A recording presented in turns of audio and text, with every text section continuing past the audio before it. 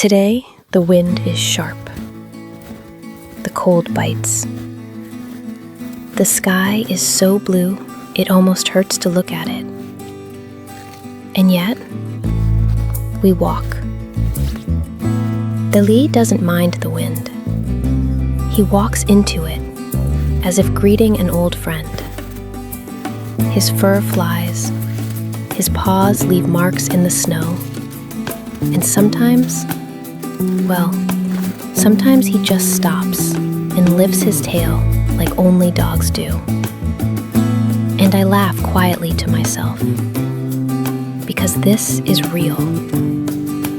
Not perfect, not staged, but real. I used to think peace meant stillness, but now I know. Peace is walking in the wind and still feeling whole. Peace is letting the world be rough around the edges and choosing to stay soft inside.